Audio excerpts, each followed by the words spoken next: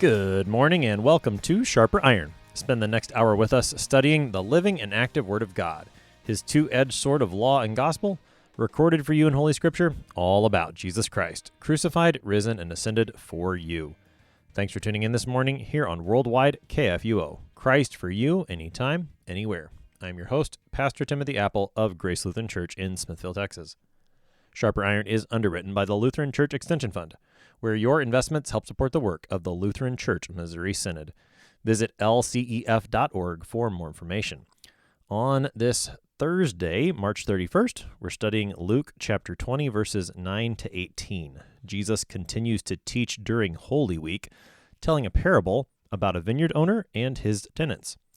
To help us sharpen our faith in Christ as we study God's Word today, we have with us regular guest, Pastor Jeremiah Johnson. Pastor Johnson serves at Glory of Christ Lutheran Church in Plymouth, Minnesota. Pastor Johnson, welcome back to Sharper Iron. Thanks. Always good to be here. As we get started this morning, let's talk context. We're in the middle of Luke 20. What do we need to know about the situation of this text as we jump in this morning?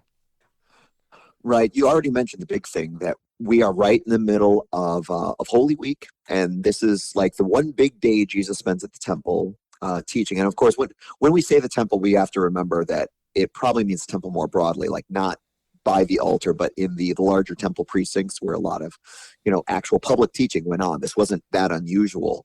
But of course, what's unusual is that you don't get the Son of God there every day. And so anyway, he's kind of having a showdown. As we've watched the gospel unfold, the tension with the religious leadership has been rising increasingly. And they've solidified their rejection of Jesus, and Jesus is basically calling them out on this.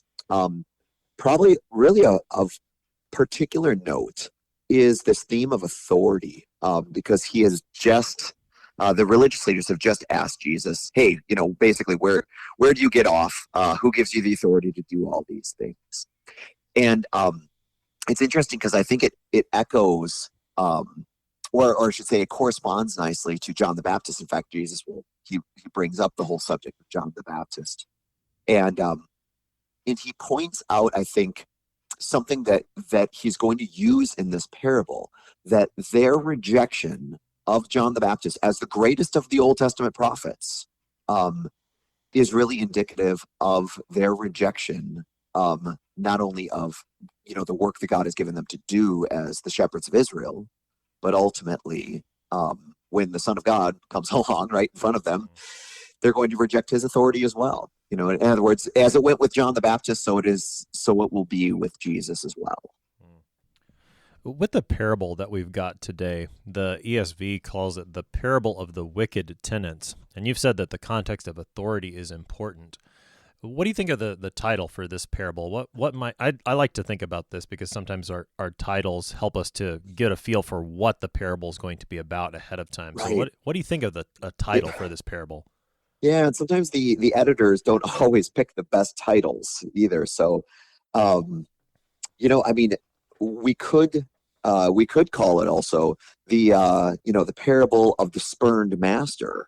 I think that would be an appropriate title for it too, or perhaps even more dark, the parable of the doomed son, you might say. But of course, that's probably a little overplaying the hand because he's not really doomed in the end, at least not theologically. But yeah, or if you want to play off the authority issue, as I mentioned earlier, you want to have a really awkward sounding long title. The parable of the guys who didn't understand what belonged to whom, right? That could be a very descriptive but really awkward title for them. That's right. If it was in German, you'd put it all in one word. Even. That's right. It'd be like 78 letters long, and it would be one word. All right. Well, let's go ahead and read this text then. Again, this is Jesus teaching in the temple. And he's talking to the people here. The religious leaders are overhearing it. We want to make note of that because it does become important, not only in today's text, but in tomorrow's as well. So again, we're in Luke 20, beginning at verse 9 this morning. And he, Jesus, began to tell the people this parable. A man planted a vineyard and let it out to tenants and went into another country for a long while. When the time came, he sent a servant to the tenants so that they would give him some of the fruit of the vineyard. But the tenants beat him and sent him away empty-handed. And he sent another servant. But they also beat and treated him shamefully, and sent him away empty-handed. And he sent yet a third. This one also they wounded and cast out. Then the owner of the vineyard said, What shall I do? I will send my beloved son. Perhaps they will respect him. But when the tenants saw him, they said to themselves, This is the heir. Let us kill him, so that the inheritance may be ours. And they threw him out of the vineyard and killed him. What then will the owner of the vineyard do to them? He will come and destroy those tenants and give the vineyard to others. When they heard this, they said, Surely not. But he looked directly at them and said, What then is this that is written? The stone that the builders rejected has become the cornerstone. Everyone who falls on that stone will be broken to pieces, and when it falls on anyone, it will crush him. That's our text for today. That's Luke 20, verses 9 to 18. I mentioned it briefly, and we don't have to talk about it too much right now, but it will become important later. The audience of this parable being the people. Just give us a brief taste. Why is that important? Right. It's important because, first of all, Jesus is rebuking the religious leaders. I mean, let's be real transparent, by the way, about this. This is not a complicated parable. I mean, everybody seems to get it, which often is not the case. I mean, you remember, for instance, the parable of the soils. The disciples have to come back and ask Jesus, hey, what is this thing really about? This is not a mysterious parable at all. It becomes obviously clear based on the response both of the crowd, but also based upon the response which we didn't read today, but you'll read tomorrow. The response of the scribes and the chief priests. They understand that this is about them, and so that's important to note, just in terms of interpreting it. But perhaps more importantly, I think it indicates that this is not just a personal indictment. It's not like Jesus isn't taking the religious leaders aside and giving them a little stern talking to. This is actually a proclamation of judgment, really, to all the people of Israel, but not necessarily about all the people of Israel. So in other words, I guess what I mean by that is that the people of God need to understand that the people who are entrusted with their care, their stewardship, that is the religious leadership, the stewardship is being taken away from them. And this is actually going to become part of the gospel message. And so that's why it's really important that this is not just kind of a side theological debate with the religious leaders. It's interesting to watch Jesus during Holy Week and the back and forth that occurs here. I mean, in yesterday's text, you had the question come from the religious leaders. Now Jesus turns to the people. The religious leaders are overhearing it, but you just kind of see this back and forth between Jesus and his opponents. And it's striking to watch Jesus because he wins every time. And if you're looking at this from a human perspective, it would seem like Jesus is, I'm putting this in quotes, he's winning. And yet where all this leads, he's orchestrating events, he's moving events so that it does lead to his own death and resurrection, which this parable even talks about. It's striking to watch how Jesus remains in control of these events during Holy Week. Yeah, because it seems, I mean, one way of reading the gospel, which is wrong, but it is one way of reading them, is Jesus as supreme victim. Right. I mean, this has been probably in more scholarly circles, but this is one of the ways that it's been looked at. Jesus is a victim of circumstances, so on and so forth, and that he ends up kind of getting a raw deal to machinations of those who are in charge in the day. But if you really read the text well, like you're pointing out, that you just can't come to that conclusion. You have to ignore large swaths of this, that not only does Jesus know that this is coming, but he actually willingly kind of walks this road. I mean, it reminds me very much of, another text that's going to become pertinent in a little bit, so I'll bring us there now, is Luke chapter 13, which we had a number of weeks ago in church, where some people come to Jesus and say, hey, Herod's trying to kill you. Why don't you get out of here? And Jesus says, no, you go tell that fox, which by the way is not a compliment. I'm going to just keep on doing all my work, right? And on the third day, I'm going to come to Jerusalem. And right after that, or in fact, it's in the context of that little dialogue, he says, nevertheless, I must go on my way. Today and tomorrow, and on the day following, it cannot be that a prophet should perish away from Jerusalem. So, I mean, this is long before he's even stepped inside of Jerusalem. This is long before Passion Week. But he says, it cannot be that prophet should perish away from Jerusalem.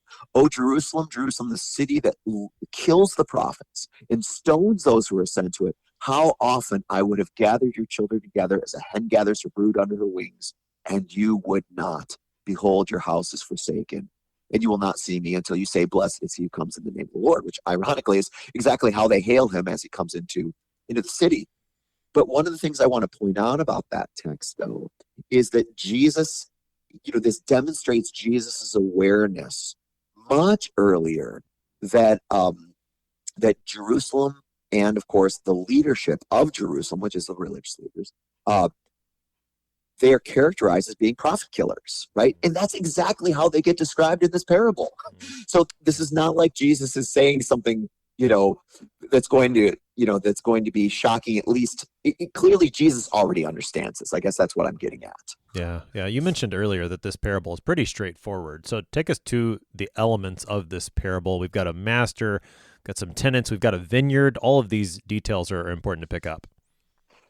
Right. And these are, once again, and none of them are really original either. I mean, Jesus has used almost all of these in other contexts. And so man planted a vineyard. First of all, you've got let's actually start with the vineyard.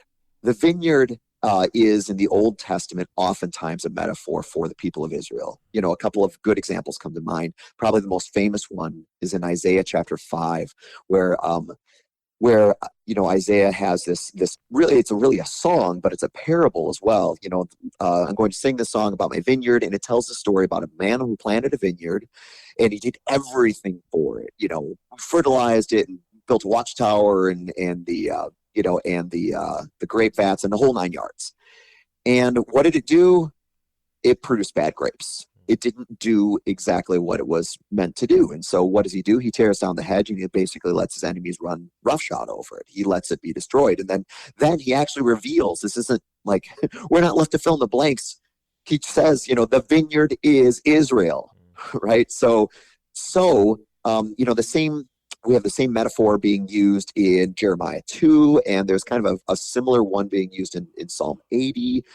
And so when the people, as you can imagine, as the people are hearing, especially the religious leaders are hearing a man planted a vineyard, right? They've got to be thinking about these texts. They have to be. And so the vineyard stands for, the people of God.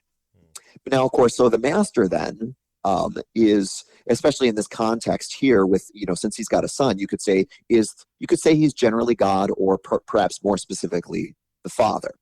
So, and then he has this other feature where he goes off to another place. In this case, it's another country for a while, which implies he's going to return. And Jesus mentions that at the end. And that's another common feature of some of the Kingdom of God parables that we've had. Like, in fact, just earlier in Luke, the parable of minas, and then also the parable of the talents in Matthew as well.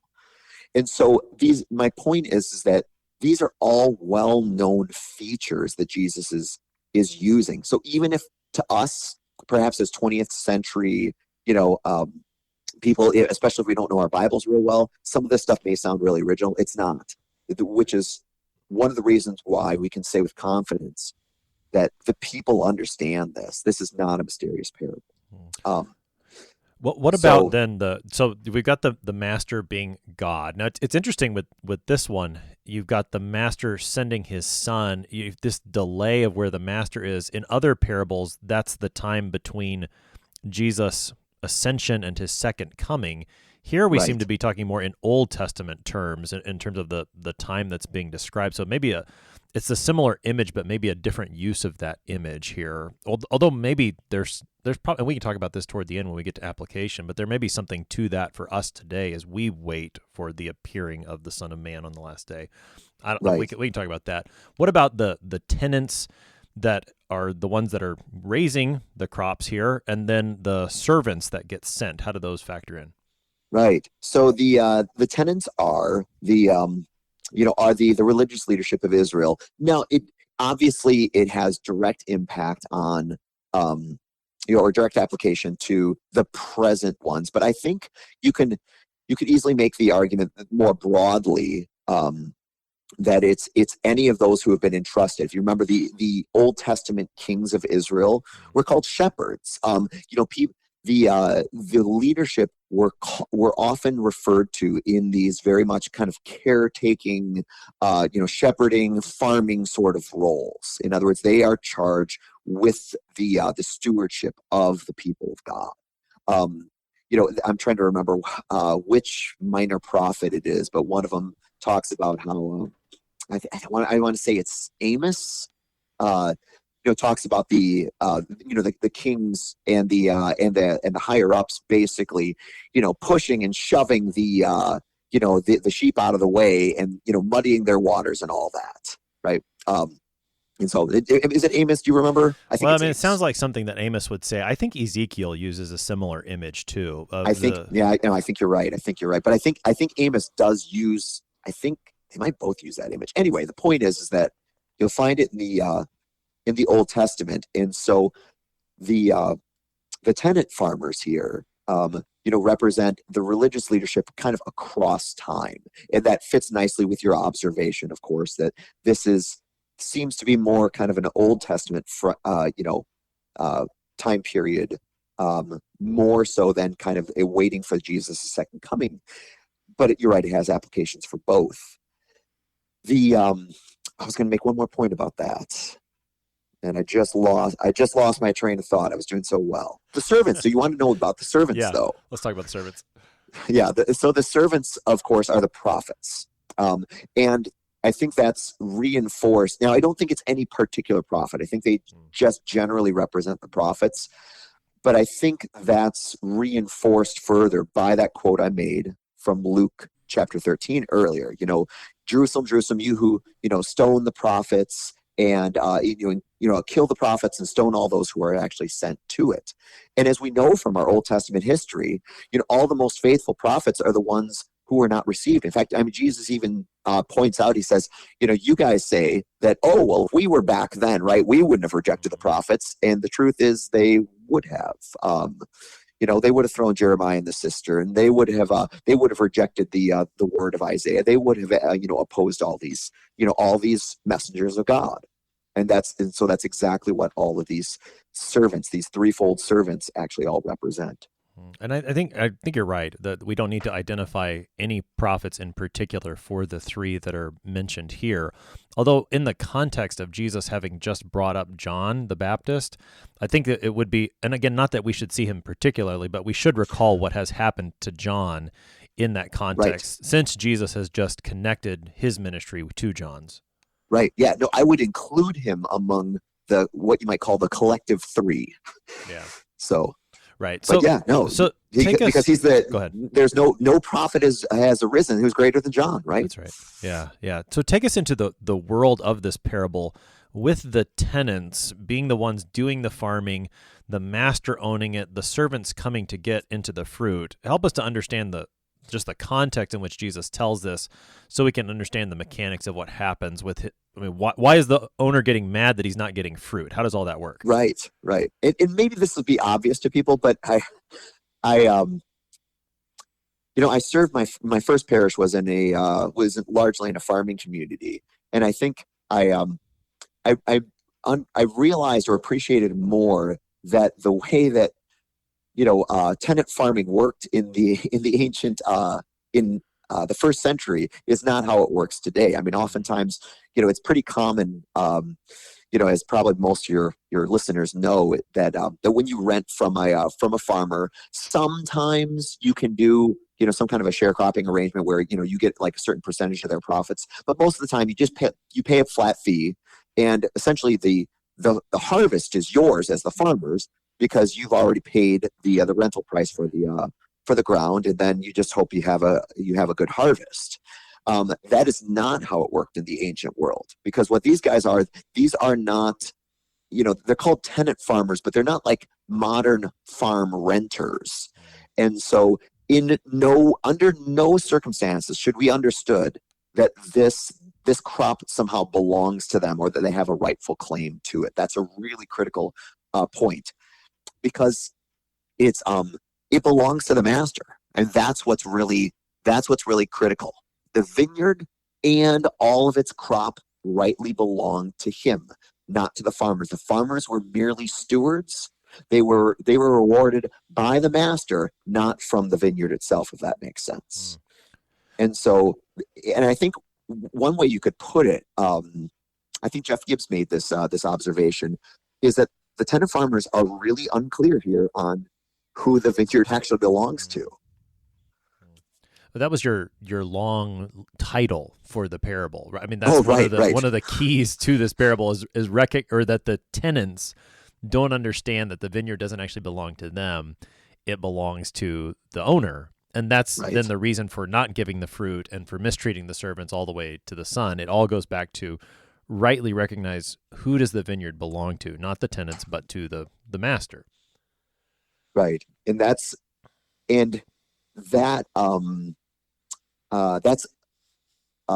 illustrated by their response to the son when they actually send the son. So why don't we go ahead? Unless you have something else, let's get to him then. No, take us to the son. That's kind of the pivotal moment.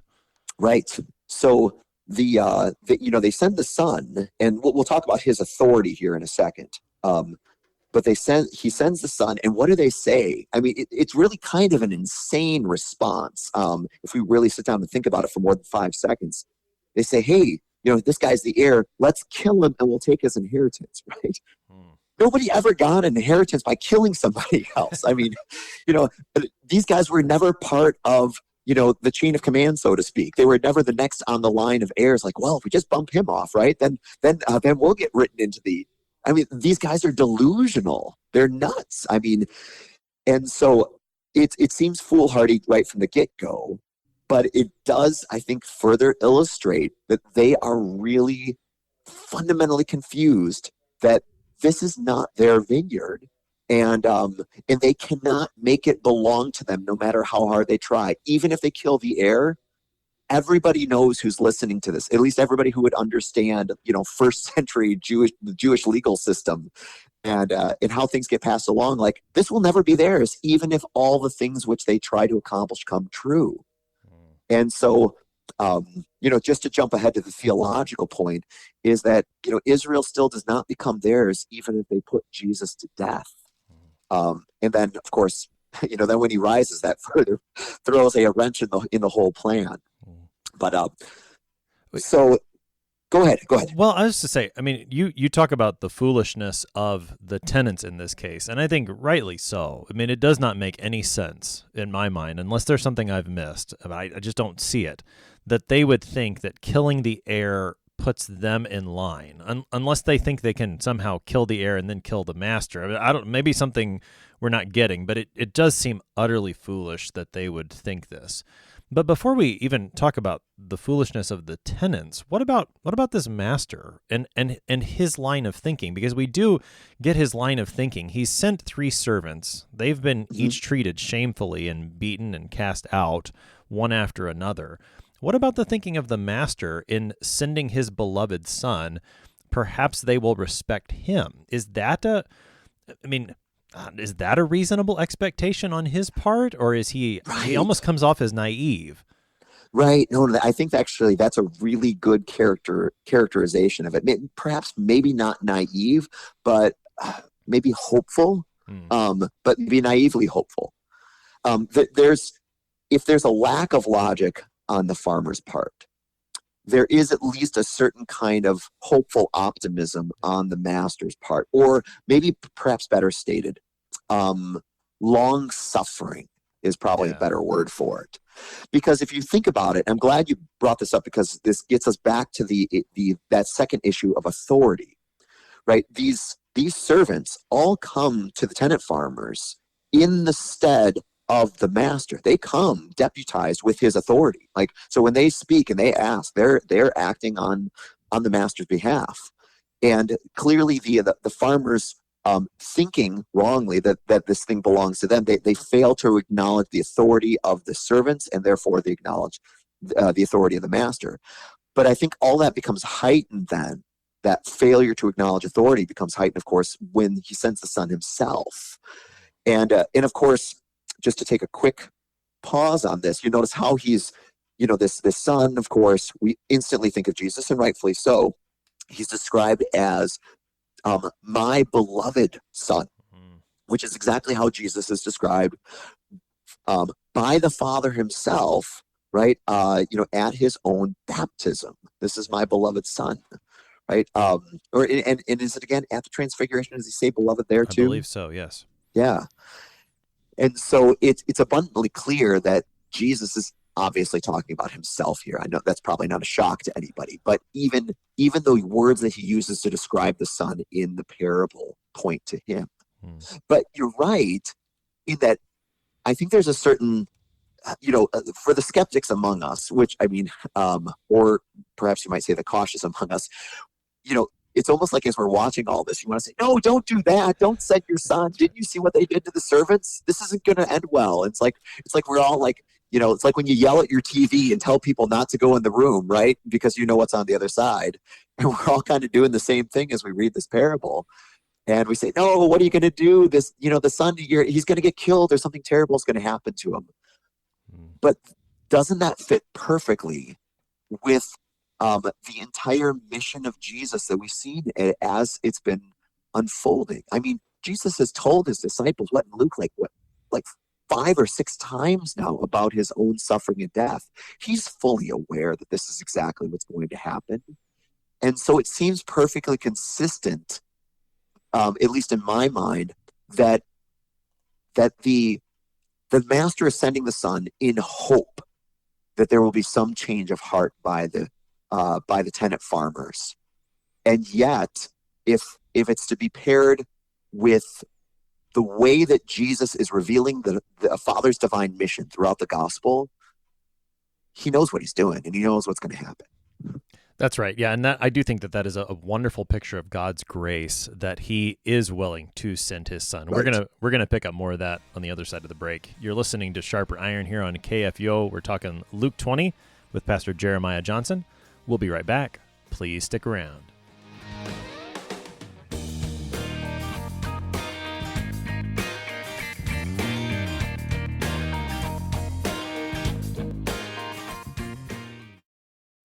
Did you know that Lutherans are helping new American immigrants get settled? How about struggling church workers in need of support and refreshment? And we assist at-risk children and provide disaster response to hurricane victims. Through LCMS recognized service organizations, we are doing all this and more. I'm Rahema Kavuga of Lutheran Church Extension Fund, and I don't want you to miss out on hearing what your brothers and sisters in Christ are up to. Visit interesttime.org to see how your support gives life to these works of mercy and love. Welcome back to Sharper Iron. It is Thursday, March 31st. We're studying Luke chapter 20, verses 9 to 18 with Pastor Jeremiah Johnson. He serves at Glory of Christ Lutheran Church in Plymouth, Minnesota. Pastor Johnson, prior to the break, we were talking about the graciousness, surprising graciousness. You're yelling at the TV, don't do it, but he sends his Son to these tenants in hopes that they will listen. And you brought up previously that passage from Luke 13 about Jerusalem, the city that kills the prophets. And yet, what does Jesus say? How often I would have gathered you. I mean, that's his desire, and that's God's desire. I think that ties in perfectly with what he does with his Son here. This is just another example of his want, his desire to gather his children back to himself. Right. Yeah. I mean, I think this is one notes of mercy that's often missed on this. And I want to go back and correct something I said in some ways. I talked about optimism, and I don't really think that characterizes as well. It's not like the master's crossing his fingers and like, well, maybe they won't do it this time. Even though that's kind of what he says here. But if you think about it, that master had the right to go and destroy all those 10 farmers after the first servant. Yeah. He sends 3, and then he sends his Son. And I think you're exactly right. He is trying to communicate to them the long suffering, the nature of the Father, that he's given them opportunity after opportunity after opportunity. Why? Not because he's a moron, but because he's merciful. And and once again, even the Son himself, knowing full well that these, at least within the realm of the parable, that they're going to kill him, he sends him anyway in the hopes, because he so loves the vineyard. Yeah. The grace of God, the love of God for these people is evident in the way that he continues to send. But each time they do as they have, they reject the owner of the vineyard. They reject his Son, that authority that rightly belongs to him. They even kill the Son. Then we come to the verdict. And this is where we're going to get the reaction of the crowd too. Take us into the verdict that is given in the parable, and then how that begins to apply to the situation at hand. Right. So Jesus actually asks this, and I think it's often, every time I read it, I often get a little bit confused at it, because Jesus asks the question, then immediately answers it himself, because it's rhetorical. That's the whole point. He says, what's the owner of the vineyard going to do? He's going to come and destroy the tenants. And from the parable's perspective, this shouldn't be surprising, right? He has gone to no end, or to every end, in order to ensure that he's going to receive the due from the vineyard, and the farmers reject him at every turn, right? So that part isn't shocking. But you notice what the crowd says then. The people say, surely not, no way, almost God forbid. I mean, that's the idea here, is they do not want this to happen. And I don't think it's because they're so wrapped up in the story world of the parable. I think it's because they understand exactly what this means. They understand that they are indeed the vineyard, and their religious leaders are they're the tenants. Now, I think there's a couple of possibilities here. I think we were talking about this a little bit before, that they respond this way perhaps because they just simply don't want this to happen to the religious leaders, sort of as an extension of themselves. And I think that's certainly possible. But I think probably what's more likely is that they assume that the destruction of the tenant farmers is going to mean doom for themselves. I mean, all you got to do is think about what happened the last time that that the farmers of Israel, right, the shepherds of Israel, the leaders of Israel, were essentially punished for their unfaithfulness. All you got to do is go back and think Northern Kingdom. They got taken captives by the Assyrians. They got dislocated from their homeland, and same thing with Babylon, right? I mean, when their leaders go astray, they get taken into captivity. And so I'm guessing that's got to be rolling around in their heads somewhere along here, that this judgment against the leadership is ultimately going to end very poorly for them as well. I think that's certainly a possibility. What about, could it be a larger, surely not just the destruction aspect there at the end, but even to what happens to the Son? And the reason I bring that up is, I'm reminded of when you said what God forbid is the language here. Right. When Jesus predicts his passion for the first time, and Peter says, Lord, that's never going to happen to you. Right. I wonder if something like that could be in view here too, that they recognize not only the religious leaders in this, but also that Jesus is talking about his own death. And then given the way he quotes from the Psalms after this about it's got to be the cornerstone that's rejected that becomes the cornerstone. Mm.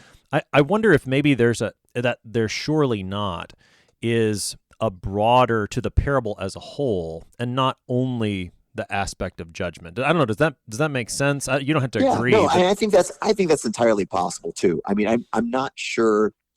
I don't know if I don't know how precise we can be with, right, because they don't specifically say surely not, surely not the destruction of the vineyard, surely not. They don't actually specify in their own responses. So I think we kind of got to keep all reasonable options on the table. And so, and you could very well be right. It could be all of those things.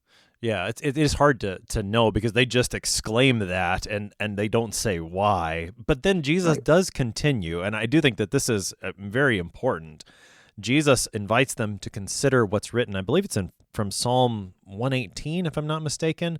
The stone the builders rejected has become the cornerstone. What is Jesus doing then as he hears there surely not and then invites them to consider this scripture? Right. I think the first level it works on is that that it's he's indicating that that he himself is indeed, he's the cornerstone. Now, of course, the question you have to ask is, well, cornerstone of what? Well, that's not really specified here, or for that matter, really in 118. But I think given the parable, I think the meaning is pretty clear that they've rejected him, but but Jesus is indeed the cornerstone of whatever divine purpose God actually has for them. Now, later on, what we'll see Peter, of course, interprets that, or helps us interpret that, like in his Pentecost sermon, that more fundamentally that the builders rejected. So the builders, of course, would be probably first and foremost the religious leaders. I don't know if there's probably also some potential guilt shared by anybody who's in Jerusalem, like Peter actually seems to indicate in his Pentecost sermon. But that they meant to reject him, but he has actually, received all authority in heaven and on earth. I mean, sort of, exemplified them by his ascension to the right hand of the throne of God. So that's how I would take that. It's interesting to me that Jesus has just very recently, upon coming into Jerusalem, talked about the stones there in Jerusalem not being left upon one another. And here Jesus now becomes a stone that will be rejected, that yet will be a cornerstone. And although it's not, specified right here, I think when we tie those things together, we do start to see that Jesus is talking about himself as the cornerstone for the church, for the people of God, the new temple, all those things. Sure. Well, I mean, also add to that the point that just early on in Holy Week, he cleared out the temple and said, tear this temple down and now will be rebuilt in 3 days. And so you have the obvious association with him being the temple, and also therefore the cornerstone of it as well. What about the way Jesus speaks about that verse? And after he quotes from Psalm 118, he then says, everyone who falls on that stone, I'm assuming he's referring to the cornerstone, will be broken to pieces, and when it falls on anyone, it will crush him. It sounds like one way or another, the stone is going to hurt you. What's he talking about? I mean, I find this to be the most difficult verse in the entire passage. So I would welcome your reflection upon this. But I do see reflected in it a certain truth that we've kind of more broadly noticed about Christian theology, and that is that if I can put it real shortly, nobody makes it out alive. I mean, that Jesus is going to be your death sort of one way or another, or I should say, maybe I should put it differently, that you die one way or another. Like we as Christians, we confess, especially in the, as we confess baptism, that in Romans chapter 6, that in baptism we're buried with him by baptism into death, in order that just as Christ was raised from the dead by the glory of the Father, we too should walk in newness of life. And Paul has other times where he speaks about this too, but that we die with Jesus, we're buried with him, and we rise with him as well. And so we sometimes forget, we jump right ahead to the to the resurrection, but I think we sometimes forget that, like, oh yeah, this is actually, we get crucified. And of course, there's all those times where Jesus talks about, our fate as a disciple is to be crucified along with him. And of course, some of the apostles quite literally then were, or at least according to tradition, were indeed crucified. But that we actually end up becoming solidified with him on the cross. That's how I take that, maybe not to mean, but that anyone who falls on that stone. So for every Christian, we all, you might say, do fall, over Christ, in the sense that we also suffer his crucifixion along with him. But for those who reject Christ, ultimately, death comes to them as well. But unfortunately, it's not a death in Christ, it's a death apart from Christ, which is far worse, obviously, infinitely worse. I think, and so that's, I don't know if that's exactly like if in Exegesis 101, that's exactly how you're going to find this passage interpreted. But that's what I connect to it theologically from this. So what are your thoughts on it? No, I think that makes a lot of sense, particularly, one way or another you die, and you connected it to the cross carrying, which Jesus has said is a daily thing for his disciples. He's talked about if you want to save your life now, you'll end up losing it. If you lose your life now, you'll end up saving it. And I mean, again, Right. That's a similar way of talking here, it seems, that one way or another, you are going to lose your life. So are you going to lose your life now with Christ and so be raised with him on the last day? Or will you try to have your life now in whatever way you want apart from Christ, but then end up losing it forever on the last day because you haven't been with Christ right now? I mean, Luke's been going through this over and over again, how it is through suffering that Jesus will enter into his glory, and so those who follow Jesus. I think, again, it's not made explicit here, because right here is just either the being broken or crushed language, but I think that you can connect it to that theology that's been running throughout Luke, and as you pointed out, in Paul and throughout the scriptures. Right. And if you recall, at least in the book of Matthew, that reference to whoever wants to save his life will lose it, and whoever loses his life for my sake will find it. That's all coming on the heels when Jesus sends out the 12 and warns them about the kind of persecution and hardship actually they're going to face. And so the point is that that is put directly within the context of Jesus' description of the Christian life, for the apostles. And so I think it fits all, it fits very appropriately there as well. So let's try to apply this parable for us as Christians in the church today. As you said, it's pretty straightforward for the hearers then as to what Jesus is talking about. They seem to understand it right away, both the crowds, and then again in tomorrow's text we'll see the scribes and the chief priests also understand it, that it's against them. For us today, with these matters of authority and ownership, who does the vineyard, who does the church belong to? That seems that this talk of a cornerstone fits in right there, and is one way that we can think about this applying to us as Christians today. Yeah, I think that this parable obviously serves as a strong warning to the religious leaders of Jesus' day, but I think we should not miss how potent of a warning it actually proves to us as well today. Now, let's start with the cherry picking first, right? Because this is, in some ways, it'll lead us into the more things that will make us all squirm a little bit more. I'm sure you've probably heard before, Pastor Appel, that people ask you things like, well, how many members do you have at your church, or how big is your church, programs and whatnot. People always ask, and it's always a strange question, at least in my mind, when people talk about your church. If I ever have the opportunity, I usually like to gently correct people, like, well, actually, it doesn't belong to me. But you do see that spirit, though, I think, broadly in American Christianity, or you might even just say broadly in American spirituality, that we have this really unfortunate tendency, I think, in America, that as we see, churches are often become like, the pastors are like venture capitalists, and and it's a new business that they're striking out, and they become the figurehead and the almost sometimes the identity of those churches. I'm sure we could list a lot of other examples. You sometimes hear described as a cult of personality, and certainly, I mean, it's easy to throw stones at that. And so I don't want to get into to name calling, but at least to do a little bit of fruitful reflection on that. I mean, that's obviously always dangerous, simply for the reason that it confuses. We tend to become confused about who the church belongs to. Per the parable, and the rest of the Bible, it's not our church, right? It is the Lord's church. I mean, even you cited Matthew chapter 16 when Peter makes a good confession about Christ.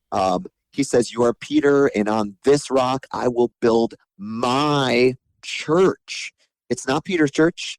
It's not James's church. It's not my church. It's not your church. It's Jesus's church. And how well we would do to constantly remember that. And I mean, the blessings of that are so manifold. I mean, obviously, number one, just that that's what the Lord says, and it's true. And it also obviously goes so poorly. I mean, you think about the all of the fallout from various mega churches that we've seen, unfortunately, smeared across the front page over the last couple of decades. It seems like every other year we've got some big meltdown in American Christianity, and there's always some part of it that seems to be wrapped up in a cult of personality, where people have really gotten confused about who does the church really belong to. And I had a friend once who quipped, so credit where credit is due. This is not mine. He said, everybody always says, we got a really great pastor. He said, why doesn't anybody ever say we've got a really great Jesus here?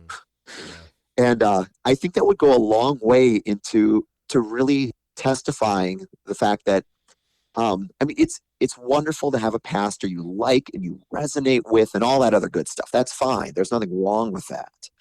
But you really do have to eventually ask, why am I coming for this guy's personality because I like this, that, and the other thing about him, the way he talks, the way he remembers my kids' birthdays or whatever it is, or am I coming for Jesus? Yeah, no, that's very well said. And the danger then, of course, when you realize, okay, it's not about the pastor. He is a servant of the Lord. It's not his church. It's not the pastor's church. It's the Lord's church. The danger sometimes can be to swing too far the other way and to say, okay, well, it's not the pastor's church, so it must be the people's church.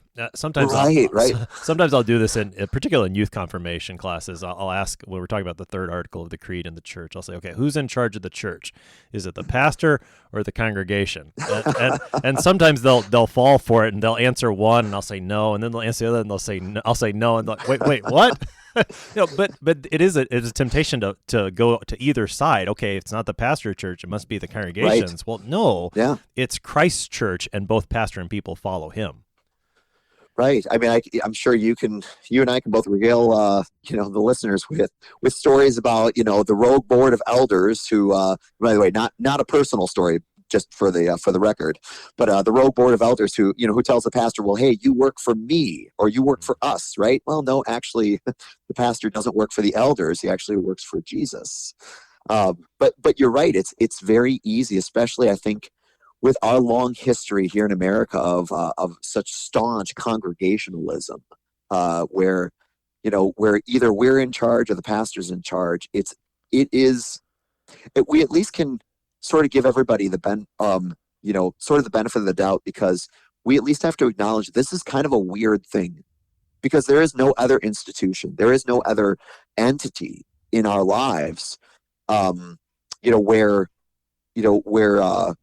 it's not owned by the people or the leader, right? I mean, so much of our democratic republic, I mean, that democratic thinking of it's the power of the people and majority rules and so on and so forth, that creeps into so many areas of our lives. I mean, and especially the church. Now, it's not to throw voters' assemblies completely under the bus, but in the end, we don't have those things because democracy is is the divinely right way to run the church.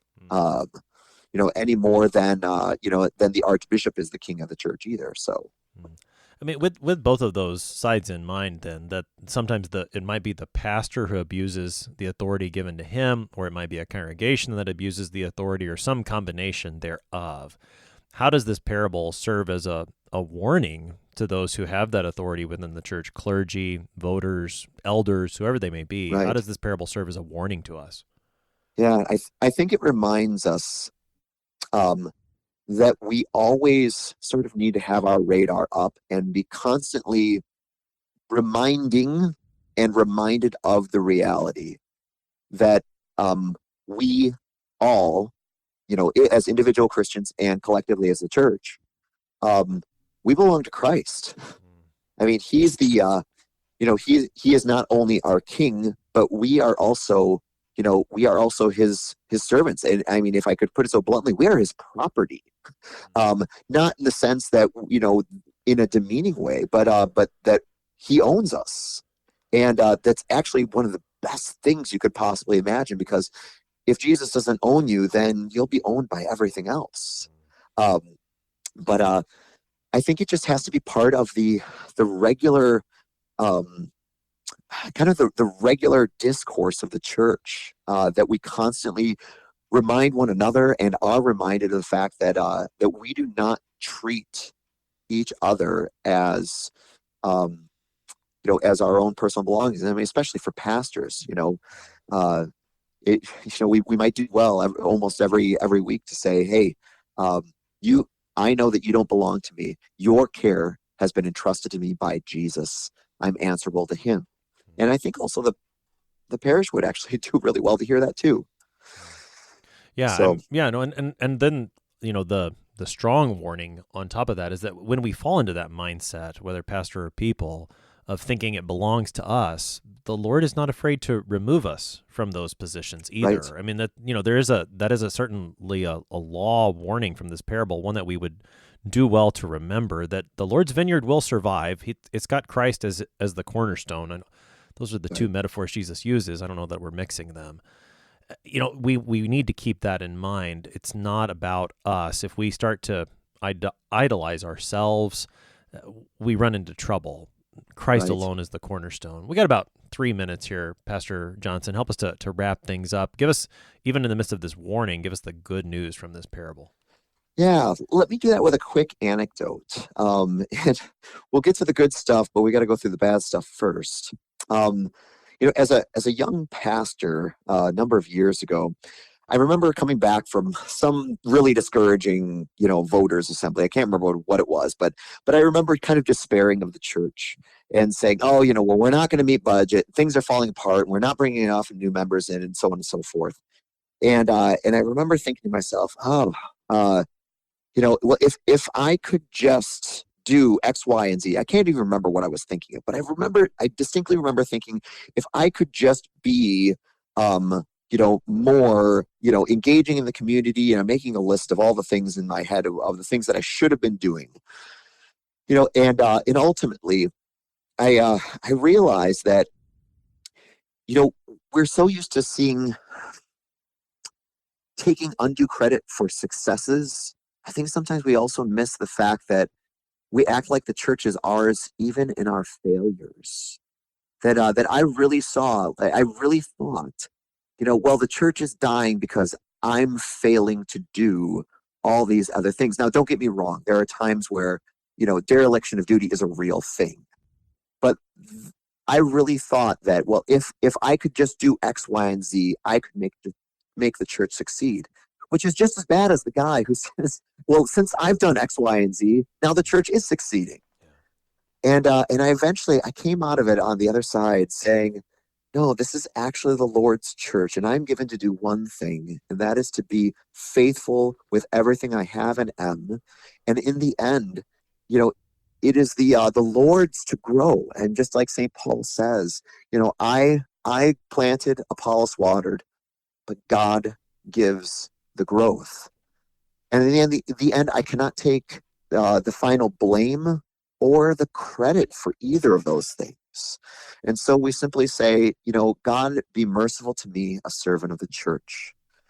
And, and if with that, you can get up every morning and still keep serving the church, whether you're having earthly success or failure, because we remember it's all still his. Pastor Jeremiah Johnson is pastor at Glory of Christ Lutheran Church in Plymouth, Minnesota, helping us today with Luke chapter 20, verses 9 to 18. Pastor Johnson, thanks for being our guest today. No, thank you. I'm your host here on Sharper Iron, Pastor Timothy Appel of Grace Lutheran Church in Smithville, Texas. If you have any questions about Luke chapter 20 or any of the gospel according to St. Luke, please send an email to kfuo@kfuo.org or use the open mic feature on the app to send a message to us. We always love to hear from you. Thanks for spending the morning with us. Talk to you again tomorrow.